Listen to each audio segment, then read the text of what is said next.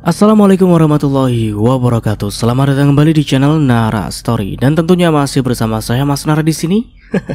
Apa kabar kalian semua? Selamat sore menjelang mau malam. Semoga kalian baik-baik saja, sehat badannya, dilimpahkan rezekinya dan dihindarkan dari segala berbahaya. Amin. Di kesempatan kali ini saya akan menceritakan sebuah cerita drama rumah tangga dengan judul Tersiksa oleh selingkuhan suami, melanjutkan dari part sebelumnya. Oke, seperti biasa sebelum ceritanya, bagi kalian yang belum subscribe channel Nara Story, silahkan bisa subscribe dulu lah dan aktifkan lonceng notifikasinya agar kalian tidak ketinggalan cerita menarik dari channel Nara Story. Dan jangan lupa juga untuk share and like, tentunya agar Mas Nara lebih semangat lagi untuk menghibur kalian. Oke, kalau sudah, terima kasih Enso. Just try keep up with me.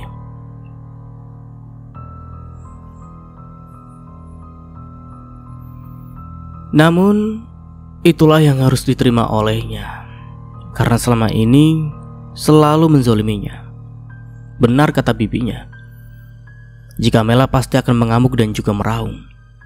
Jingga baru sadar ternyata Mela kalah oleh Pardi di saat Pardi menatap Mela dengan tajam. Mela langsung terdiam. Hal itu membuat Jingga memiliki sebuah ide. Polisi menghampiri Pardi.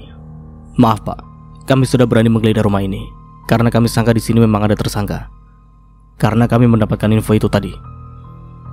Pardi mendengar itu tentu hanya bereaksi datar. Jadi anak saya tidak ada di dalam? Iya. Kami datang ke sini karena mendapatkan informasi dari Ibu Gina jika pelaku terlihat di kawasan ini. Makanya kami datang karena sejak tadi sore kami sudah mencari pelaku di kediaman kalian sebelumnya dan dikontakkan istrinya, namun kami tidak menemukannya. Sepertinya anak kalian itu lumayan lincah. Tapi kami tidak akan tinggal diam. Kami akan segera menemukannya. Saya permisi. Maaf jika kedatangan kami ke sini membuat keonaran. Sebagian warga yang di luar tentu langsung berhamburan kembali ke rumahnya karena mereka tidak melihat polisi menggiring tersangka. Karena mereka sangat penasaran seperti apa wujud dari suami Jingga. Asep, apa jangan-jangan suaminya keponakannya Ibu Gina itu yang mencuri motor Ibu Gina lagi? Tanya bapak-bapak yang usianya mungkin sudah 60 tahun. Asep tidak tahu Pak. Mungkin saja sih. Sudahlah, lebih baik kita pulang. Tidak baik kalau kita terlalu lama di sini. Mereka sepertinya butuh privasi. Alah, kamu pakai acara bilang privasi segala. Kita ini orang desa semua, yang dialami di sini pasti harus diketahui oleh semua orang. Terserah bapak lah. Asep mau pulang. Mela langsung berjalan ke arah Jingga dan langsung menampar wajah Jingga dengan kuat. Saya menyesal karena sudah menyetujui Rudi menikah dengan kamu. Kamu wanita mandul yang tidak pandai merawat diri dan jaga memuaskan suami. Bahkan dengan tega membuat suaminya menderita. Bahkan saat ini kamu sudah berani memenjarakan suami kamu sendiri. Terbuat dari apa hati kamu, Jingga? Hah? Terbuat dari apa? Apa kamu tidak melihat perjuangan anak saya dulu di saat memperjuangkan kamu? Tapi semua itu kamu balas dengan kesengsaraan. Akan saya pastikan jika kamu tidak akan pernah bahagia selamanya. Bentak Mela dengan menunjuk wajah Jingga. Pardi yang melihat itu tentu langsung menarik tangan Mela dan menampar wajah Mela di hadapan semua orang. Tentu saja Mela langsung menegang, wajahnya terasa panas dan menatap ke arah suaminya dengan tatapan tidak percaya. Sedangkan Jingga saat ini dia sedang ditenangkan oleh bibinya. Karena Jingga merasa terkejut mendapatkan tamparan keras dari ibu mertuanya itu. Gila kamu Mela. Kenapa kamu malah menampar Jingga? Dia tidak salah. Anak kamu memang yang pantas untuk dihukum. Bagus Pak. Bagus. Bagus sekali Bapak menampar aku di hadapan semua orang. Bapak ingin memperlihatkan jika Bapak lebih peduli dengan wanita ini dibandingkan istrinya. Seharusnya Bapak itu sebagai orang tua Rudi membela Rudi. Rudi ini selama ini dizolimi oleh istrinya. Bahkan di saat dia hendak diceraikan saja oleh istrinya, dia masih dizolimi. Bapak ini buta ya? Tidak bisa melihat keadaan. Kamu yang buta. Kamu yang gila. Kamu yang tidak bisa melihat yang mana yang baik dan mana yang buruk. Kamu sudah dibutakan dengan anak kamu yang begitu tidak tahu diri dan tidak bisa diurus itu. Padahal kamu tuh sudah tua. Harusnya kau paham bagaimana posisi sebagai orang tua dan juga bisa mendidik anak kamu itu. Dia sudah dewasa tapi otaknya tolol sama seperti kamu. Cepat minta maaf kepada Jingga, karena kamu sudah menampar Jingga tanpa basa-basi. Tidak. Aku tidak mau minta maaf. Aku tidak mau minta maaf kepada bocah tengik seperti dia. Harusnya aku lebih keras lagi menamparnya agar dia sadar dia itu bukan siapa-siapa tanpa anak aku. Emang anakku siapa? Aku tanya. Siapa anakmu itu? Tanya Gina dengan geram. Bi, sudah Bi, tidak apa-apa. Aku tidak apa-apa, ayo kita pulang. Nah, itu dia takut kan? Keponakan kamu itu takut kepadaku. Kita lihat saja nanti di akhirat. Pasti dia akan dilaknat oleh Tuhan karena sudah membantah dan juga kurang ajar kepada mertuanya. Tiba-tiba Pardi langsung menutup mulut Mela menggunakan kain agar Mela tidak mengeluarkan kata-kata yang menyakiti orang lain lagi. Mela mengamuk dan bahkan memukul tangan suaminya agar terlepas. Mbak Gina, tolong bawa Jingga keluar dari sini ya. Saya tidak mau jika wanita ini menyakiti Jingga lagi. Gina menganggukkan kepalanya dan langsung membawa Jingga keluar. Untung saja sebagian warga sudah pergi dari sana.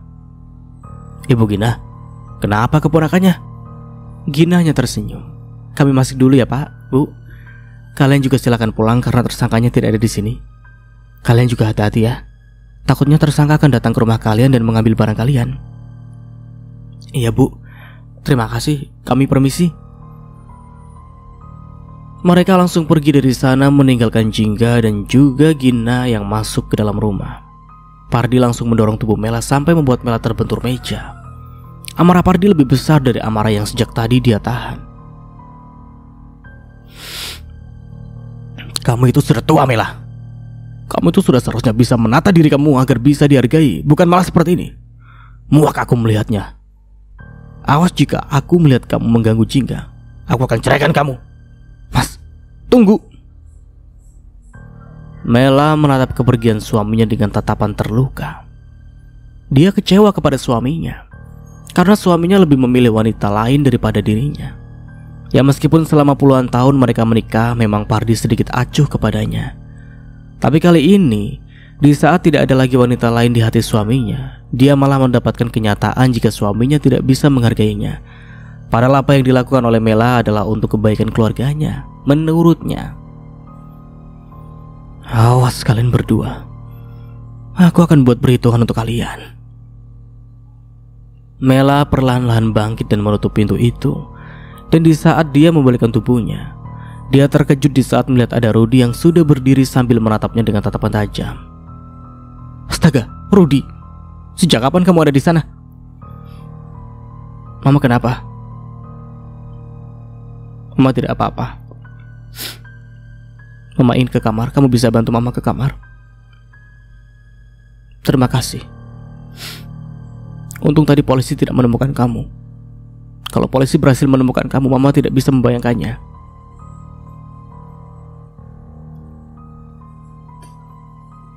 Rudy hanya diam dan menatap Mela dengan tatapan dingin. Dan hal itu membuat Mela sedikit gugup, karena tidak biasanya Rudy menatapnya seperti itu. Kamu kenapa kok sejak tadi aneh? Apakah kamu sakit? Tidak. Aku mau ke kamar mandi dulu. Mela hanya bisa bernafas dengan lega karena melihat anaknya tidak jadi ditangkap oleh polisi. Dasar polisi on. Bagaimana bisa mereka tidak menemukan anakku? Untung saja aku memintanya bersembunyi. Kalau tidak, pasti anakku sudah dibawa ke kantor polisi. Di saat Mela hendak mengangkat kakinya untuk berbaring, pintu kamarnya terbuka lebar dan menampakkan wajah Rudy terlihat sedikit kotor. Karena Rudy mungkin bersembunyi di tempat yang sedikit kotor. Mela yang melihat Rudy ada di pintu kamarnya pun tentu terkejut. Wajahnya memucat karena dia bingung dan juga takut. Karena tadi dia melihat Rudy berjalan ke arah kamar mandi yang ada di kamar. Tapi kenapa sekarang sudah ada di depan pintu kamar Mela? Rudy, sejak kapan kamu ada di situ? Bukankah tadi kamu ke kamar mandi? Mama apa sih? Aku baru turun dari atap. Mama kan tadi menyuruh aku bersembunyi. Lihatlah, wajah aku kotor seperti ini. Untung saja polisi tidak menemukan aku. Loh, Mama kenapa wajah Mama kok pucat? Oh, aku tahu. Pasti mama khawatir ya sama aku. Tanya Rudy sambil berjalan ke arah Mela dan memegang tangan Mela yang sudah merasa takut. Mela pun langsung menghindar. Loh, kenapa menghindar, Ma? Di mana Bapak? Rudy, kamu bisa kan malam ini tidur di sini sama Mama? Iya, aku malam ini akan tinggal di sini. Mana bisa aku keluar? Yang ada nanti aku ditangkap polisi lagi. Iya bagus, Mama butuh kamu di sini. Rudy menganggukkan kepalanya dan tidak berpikir apa-apa melihat ekspresi Mela yang sedikit aneh di saat melihat ke arahnya. Apa aku salah lihat ya? Tapi kalau aku salah lihat, tadi siapa yang membantuku masuk ke kamar? Apa itu jangan-jangan? Tanya Mela pada dirinya sendiri di dalam hati. Besok paginya Gina keluar dari rumah dan berjalan ke arah tukang sayur yang biasa berjualan di desa itu. Sayur itu dibawa menggunakan gerobak dorong dan tentu saja ibu-ibu yang ada di desa itu berhamburan mengerubunginya. Bu Gina, sudah lama tidak kelihatan. Bagaimana kabarnya? Saya baik, Bu. Iya, saya baru kembali dari rumah keponakan saya. Ibu-ibu lagi belanja. Oh iya, Bu. Semalam saya dengar kalau ada polisi yang datang ya? Iya, ada. Ada apa, Bu? Soalnya saya tidak melihat kejadiannya. Anak saya lagi sakit. Oh, iya, di sini karena ada keluarga benalu yang baru pindah. Tuh, rumahnya di depan saya. Karena mereka sudah mencelakai saya dan mencuri motor saya, makanya saya melaporkan ke polisi. Oh, jadi motor yang selama ini selalu digunakan warga di sini dicuri sama tetangga baru itu? Tanya Kokom penasaran. Loh, kok bisa sih Pak RT menerima warga baru yang memiliki kasus seperti itu? Tanya wanita yang satunya lagi. Mela yang baru keluar dari rumahnya dengan tertatih langsung menatap ke arah kerumunan ibu-ibu yang tidak jauh dari rumahnya. Selamat pagi ibu-ibu. Mela menyapa ibu-ibu yang ada di sana dengan senyuman. Sedangkan ibu-ibu itu hanya terdiam dan menatap Mela dengan tatapan tidak suka. Bagaimana bisa mereka menyukai orang yang sudah mencelakai wanita yang begitu sangat berjasa untuk desa tersebut? Mela yang melihat raut wajah ibu-ibu yang ada di sana tidak suka kepadanya, tentu langsung mengerutkan keningnya dan berekspresi menyedihkan mungkin. Pak, saya mau ini dong. Bu, ibu tetangga baru ya di sini? Tanya Kokom yang sejak tadi menatap Mela dengan tatapan tidak suka. Iya Mbak, saya baru. Rumah saya di sana. Salam kenal ya Mbak. Enggak usah kenal. Enggak usah kenal kami. Kami tidak mau yang namanya kenal dengan keluarga yang sudah menyakiti Ibu Gina. Maksudnya apa ya? Kalian malah bicara seperti itu? Iya, kami tahu kok kalau kalian itu sudah menganiaya Bu Gina, ya kan? Buktinya semalam ada polisi. Lagian kenapa kalian pindah ke desa ini? Sudah Kom, kamu jangan menginterogasi nenek-nenek ini. Kasihan dia sudah tua. Lihatlah kakinya saja sudah mulai rentah. Dia untuk berjalan saja sudah susah. Kita harus memaklumi jika memang dia mencuri perhatian orang lain, karena selama ini dia kurang perhatian dari suaminya. Kamu ini kenapa sih Gina? Padahal usia saya lebih tua daripada kamu, tapi kamu tidak menghormati saya. Saya ini mertuanya dari keponakan kamu loh. Dan ibu-ibu, kalian harus tahu ya, saya ini mertua dari Jingga yang dimana selama ini dizalimi dan juga ditindas oleh Gina. Dan juga Jingga. Dan soal penganiayaan yang disebutkan dan dilaporkan itu tidak benar. Itu adalah tanda bahwa saya melawan karena selama ini saya dizalimi. Saya hanya seorang ibu yang ingin anaknya bahagia bersama suaminya. Tapi malah ternyata saya salah. Masa sih? Padahal kan kami tahu kalau keponakannya Bu Gina itu baik dan juga lemah lembut. Bagaimana bisa menzolimi mertuanya? Ibunya saja itu mungkin yang tidak bisa menjadi mertua, makanya menantunya sedikit membantah. Iya bener, aku dengar sih dia yang selama ini menzolimi menantunya. Dia itu malah mendukung anaknya untuk menikah lagi. Kalian tahu nggak kalau mertuanya Jingga itu adalah pelakor perebut laki orang lain? Lihatlah, penampilannya saja sedikit begitu. Bisik Marni yang tentu saja terdengar oleh Mela. Karena bisikan Marni itu sama saja membicarakannya secara terang-terangan, karena suaranya begitu sangat kencang. Kata siapa saya pelakor? Jangan asal ya bu, saya ini wanita baik-baik. Kalau saya pelakor, bagaimana bisa saya dibelikan rumah oleh suami saya? Ya itu karena rumah kamu sudah dijual sama suami kamu. Dan itu pun bukan dibelikan kan, tapi dikontrakan. Ya mungkin Mas Pardi melakukan hal itu karena rasa tanggung jawab saja sama istri keduanya ini. Buktinya sekarang suami kamu tidak ada. Pasti semalam kamu ditinggal ya kan? Karena kamu sudah berani menampar orang yang saat ini sedang disukai olehnya. Lagi pula harusnya kamu itu sadar diri Bu Mela yang terhormat, balas Gina sambil memilih-milih sayuran di tangannya. Kenapa? Kamu sirik ya? Karena kamu tidak punya suami dan menjadi janda gatal. Iya. Lagian kalian ibu-ibu di sini memangnya tidak takut ya kalau suaminya nanti digoda sama janda ini? Apalagi nanti keponakannya juga akan menjadi janda. Kalau saya sih ngeri. Lebih baik saya menjadi janda daripada menjadi pelakor. Maaf ya bu. Oh iya, sebenarnya sih saya tidak mau membongkar aib menantu saya, tapi saya rasa saya harus membukanya, karena saya tidak mau jika saya terus dipandang buruk oleh kalian. Karena saya pikir di tempat baru ini saya bisa memulai kehidupan yang baru. Tapi ternyata tidak. Suami saya malah memberikan rumah tepat di depan kediaman bibinya menantu saya. Sebenarnya menantu saya dan saya sebagai seorang istri dan juga ibu mertua merasa tersakiti. Namun saya sudah memaafkannya. Tapi ternyata diam-diam mereka malah menjalin hubungan. Mela malah menggiring opini yang tidak benar, padahal hal itu sama sekali tidak terjadi. Tapi malah Mela berbicara omong kosong. Gina yang mendengar itu tentu langsung mendelikan matanya. Kalian percaya sama omongan ibu ini? Tapi Bu Gina, jika memang keponakan ibu dan juga bapak mertuanya memiliki hubungan itu tidak benar juga bu. Lebih baik ibu nasihati saja, karena itu nantinya akan menjadi aib di desa ini. Pasti, itu pasti. Tapi saya tidak jamin ya. Yang namanya jodoh kan tidak tahu tuh. Keponakan saya sebentar lagi kan akan bercerai dengan suami benalunya. Dan juga saya rasa kalau sudah bercerai itu tidak ada salahnya kan, jika keponakan saya mau dekat dengan siapapun, mau menikah dengan siapapun itu tidak masalah kan, selagi tidak merugikan kalian semua. Kalian mau fasilitas yang selama ini saya kasih untuk warga di sini saya berhentikan karena kalian berpikir macam-macam tentang keponakan saya? Tentu saja ibu-ibu yang ada di sana langsung takut, karena Gina begitu sangat memiliki pengaruh besar di desa itu. Mela yang melihat ibu-ibu itu ciut karena mendengar ancaman Gina, tentu tidak bisa tinggal diam.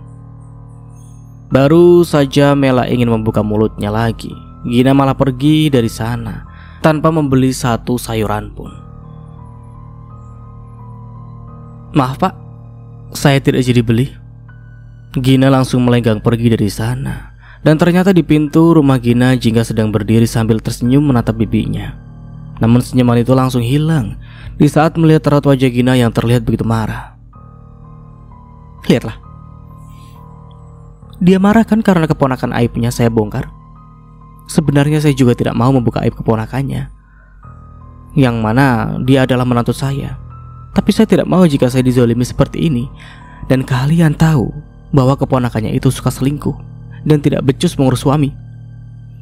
Sedangkan mereka semua takut jika mereka menanggapi ucapan Mela, nanti Gina malah mencabut semua fasilitas bantuan yang ada di sana. Maaf bu, kami tidak mau ikut campur urusan keluarga ibu. Soalnya jika Bu Gina marah, nanti kami tidak bisa makan. Kami permisi. Ibu-ibu itu tentu langsung pergi tanpa berbelanja. Hal itu tentu saja merugikan tukang sayur yang sejak tadi menunggu mereka membelinya. Loh, bu, ibu mau kemana toh? Ini bagaimana dengan sayur-sayurannya? Tidak jadi pak, kami mau pergi ke rumah Bu Gina. Kami mau minta maaf. Kami takut jika Bu Gina marah, nanti yang ada, nanti hutang-hutang kami tidak bisa dibayar lagi. Bapak mau? Mela tentu mengepalkan tangannya. Dia merasa marah. Memangnya seberpengaruh itu Gina di desanya? Memang selama ini Mela tidak mencari tahu siapa Gina. Dia hanya tahu jika dia adalah bibi dari menantunya. Aduh bu, kenapa sih ibu kan baru tinggal di sini 1 hari, kenapa harus membuat saya rugi? Setelah sayuran saya sudah datang-datang seperti ini, tapi tidak dibeli. Pokoknya saya tidak mau tahu ya. Bu harus ganti rugi sayuran ini. Loh, kamu menuntut saya? Saya kan tidak ngapa-ngapain. Lah, tapi ibu yang membuat mereka pergi dari sini. Bayar semuanya. Semuanya 300.000. Bu Gina maaf. Ibu jangan marah ya. Tadi kami hanya sedikit terkejut saja mendengar ucapan dari mertua keponakannya ibu. Kami tidak bermaksud untuk menyinggung ibu, ujar Kokom dengan takut jika suaminya tidak bisa bekerja lagi di ladang milik Gina. Dan itu akan dipastikan jika membuat Kokom susah. Jingga yang mendengar itu tentu langsung menatap ke arah bibinya. Ada apa, Bi? Kenapa mereka datang ke sini semua? Dan lihatlah wanita itu pun datang ke sini. Pasti sebentar lagi akan membuat onar, ucap Jingga dengan malas. Karena dia niatnya ingin berkeliling desa bibinya sebentar untuk mencari suasana segar. Namun hal itu harus dia kubur jauh-jauh di saat melihat wajah ibu mertuanya yang menatapnya dengan nyalang. Sudah, saya tidak marah kok. Wajar saja jika kalian termakan oleh omongannya. Kita kan tidak tahu yang namanya hati seseorang. Lebih baik kalian pulang saya mau istirahat. Tapi bu, saya mohon jangan pecat suami saya bu. Dan jangan cabut fasilitas yang kami punya. Saya mohon ampun. Tadi saya tidak sengaja berkata seperti itu. Sudah, tidak apa-apa. Kalian pulanglah. Saya tidak marah. Iya. Untuk apa marah? Toh yang saya bicarakan itu adalah benar.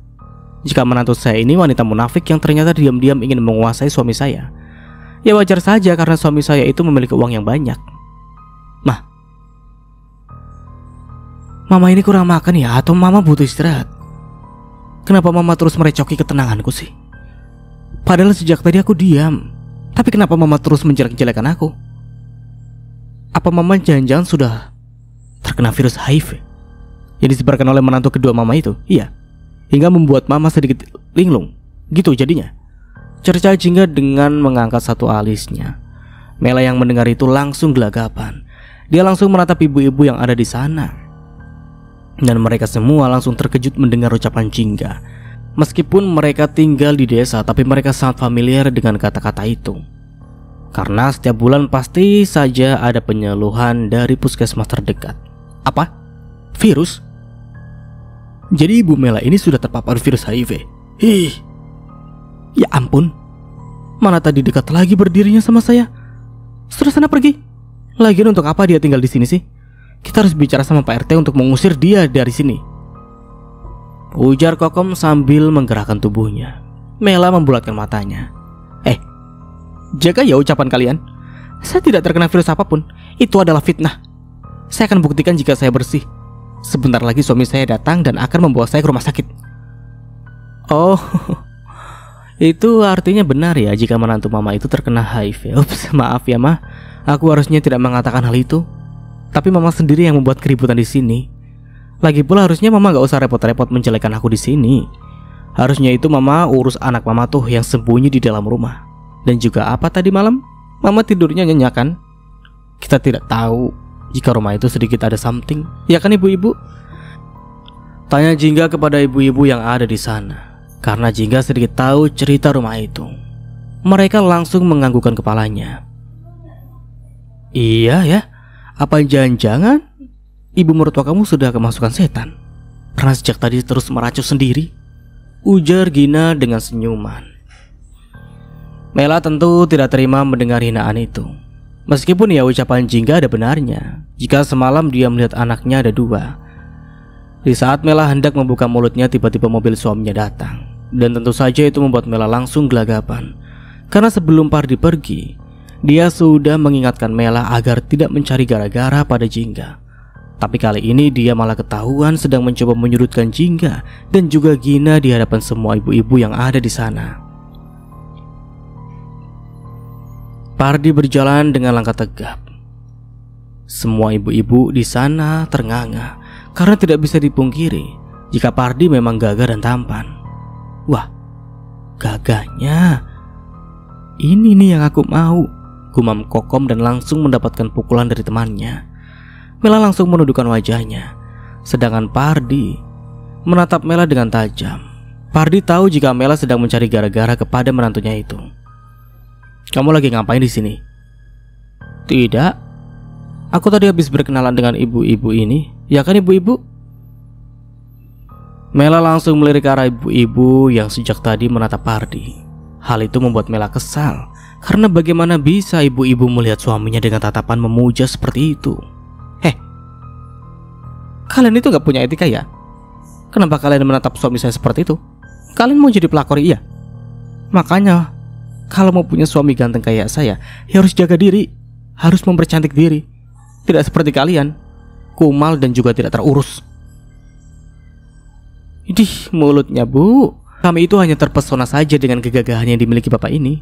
Tapi bukan berarti kami ingin menjadi pelakor ya. Lagian memang ibu ini cantik. Perasaan itu biasa-biasa saja kok. Malah lebih cantik ibu Gina. Masih terlihat awet muda, masih terlihat seger, tidak kayak kamu. Oh, maaf ya, tapi itu kenyataan, jawab Kokom dengan senyuman mengejek. Mela mendengar itu tetap mengepalkan tangannya. Dia hendak membuka mulutnya, namun dengan cepat Pardi mencengkeram tangan istrinya. Ayo kita pulang. Jangan membuat saya malu. Tanpa menunggu persetujuan, Pardi langsung menarik tangan Mela. Mas, kakiku sakit. Kamu gak lihat kalau aku jalan saja tertatih seperti ini? Kamu kenapa malah menarik aku, Mas? Aku malu di depan mereka. Emang ya? Kalau udah tua seperti itu gayanya sudah kembali ke ABG lagi gayanya. Mulutnya juga serem.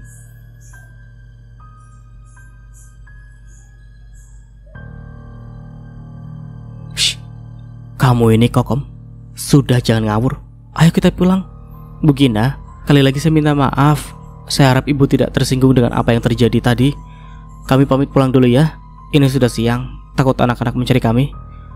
Gina hanya mengangguk. Ibu-ibu itu langsung pergi meninggalkan Jingga dan juga Gina. Kasihan juga ya, lihat ibu mertua kamu. Pasti kakinya sakit. Kamu gak lihat tadi kakinya sedikit bengkak? Ya kasihan sih, tapi aku tidak peduli. Sudah, yuk kita masuk, Bi. Tiba-tiba di saat mereka hendak masuk, mereka malah melihat seseorang yang begitu sangat mereka benci. Iya, yaitu Laras. Laras datang ke desa itu sambil celingak-celinguk seperti mencari sesuatu. Alhasil karena posisi Laras dan juga Jingga lumayan dekat, Laras akhirnya bisa melihat keberadaan Jingga. Bi, ayo kita masuk, Bi. Jangan biarkan dia melihat kita. Aku tidak mau berhadapan dengan wanita itu. Lihatlah penampilannya, sudah seperti biduan saja, bisik Jingga sambil menggenggam tangan Gina. Gina yang sejak tadi menatap Laras dengan kebencian hanya menganggukkan kepalanya. Di saat mereka berdua sudah membalikkan tubuhnya, Laras langsung berlari dan memanggil nama mereka berdua. Tunggu dulu, tunggu. Jingga, Bibi. Kalian kenapa mau pergi? Kalian tidak suka ya melihat aku ada di sini? Bagaimana, Bi? Apa kita taruh di sini atau kita masuk?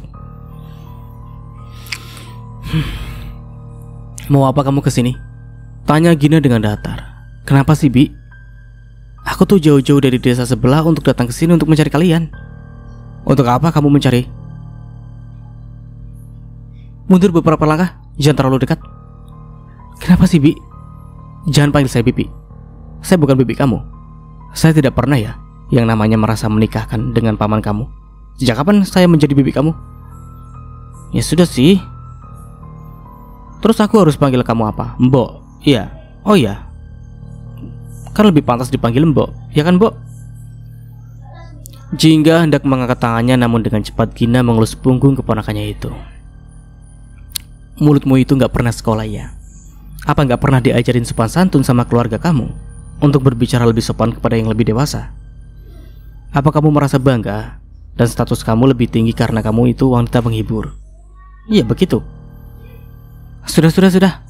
Aku datang ke sini mau tanya, apakah pembagian penjualan rumah sudah diberikan atau belum kepada suamiku? Dan aku ingin bertanya, Apakah Mas Rudi ada di sini? Loh, Jingga yang mendengar itu langsung tersenyum. Kok kamu malah senyum? Sudah atau belum? Jangan bilang kalau misalkan bagian hasil penjualan itu belum dikasih ke Mas Rudi. Jangan serahkan Mbak Jingga yang terhormat. Bagaimanapun, aku tetap istrinya Mas Rudi. Aku berhak mendapatkannya. Pasti rumah itu dijual dengan harga mahal kan? Bukankah kamu sudah dicerai oleh Mas Rudi? Lalu kapan kamu balikan? Sedangkan Laras yang ditanya seperti itu tentu langsung gelagapan. Dia lupa seharusnya dia tidak berkata bahwa dirinya masih berstatus sebagai istrinya Rudi. Memangnya kenapa kalau misalkan aku dan Mas Rudi kembali? Toh tidak ada masalah kan? Lagian lihatlah penampilanku sudah wow, sudah cantik seperti ini, sudah seksi seperti ini. Lagian kamu juga mau bercerai kan? Jadi jangan serakah. Sudah jangan banyak omong. Serahkan uang itu jika belum diserahkan, karena aku lebih berhak atas uang itu daripada kamu. Mimpi kamu Laras.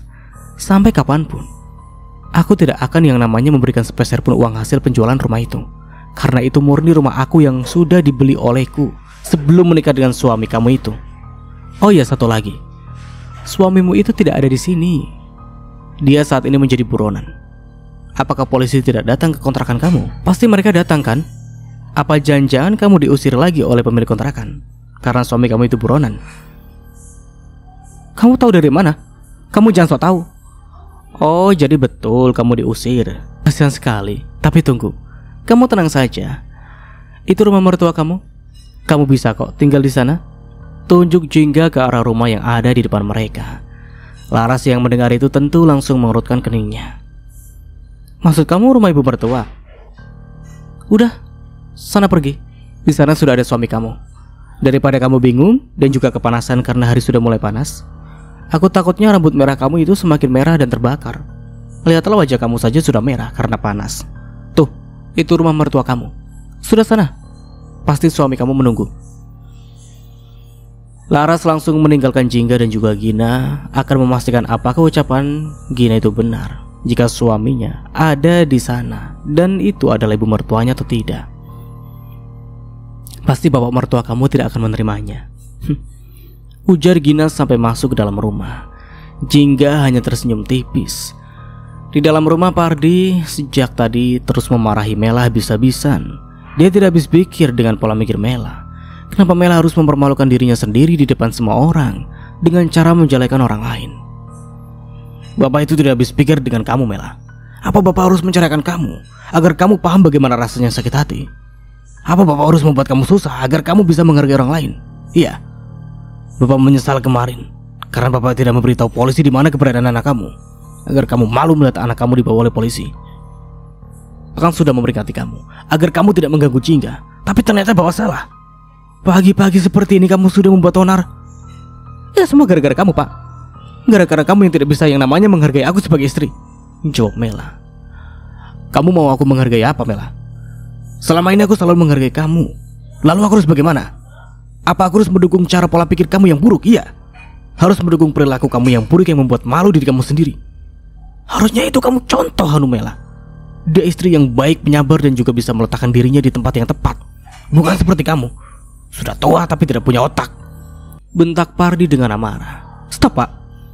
Kenapa harus bawa orang yang mati sih? Si Hanum itu sudah mati. Untuk apa kamu membandingkan aku dan dia? Ya wajarlah dia bisa menempatkan diri. Dia selama ini selalu mengorong harta kamu, ya kan? Bahkan di saat dia sudah mati saja, aku tidak diizinkan untuk menikmati harta kamu. Dan kamu malah meminta aku untuk menjadi Hanum. Itu tidak bisa, Pak. Karena aku bukan Hanum wanita penyakitan itu. Dan dar. Tamparan keras mendarah di wajah Mela. Dan kebetulan sekali Rudi baru keluar dari kamarnya. Lalu dia melihat itu tentu tercengang. Dan dia mengepalkan tangannya. Dia tidak mau melihat ibunya terus disiksa oleh bapaknya. Bapak, ini ketiga kalinya bapak menampar aku. Bapak keterlaluan. Aku bisa melaporkan ini ke polisi atas tindakan kekerasan. Laporkan, silakan. Saya akan tunggu. Mendengar itu Mela langsung terdiam. Dia berpikir kembali. Jika dia melaporkan tindakan kekerasan yang dilakukan oleh suaminya itu, yang ada akan membuatnya tersiksa. Tidak ada lagi orang yang akan memberinya uang. Meskipun saat ini memang Pardi belum memberikan nafkah untuknya. Kurang ajar. Sejak kemarin kamu terus menyiksa ibuku. Rasakan ini.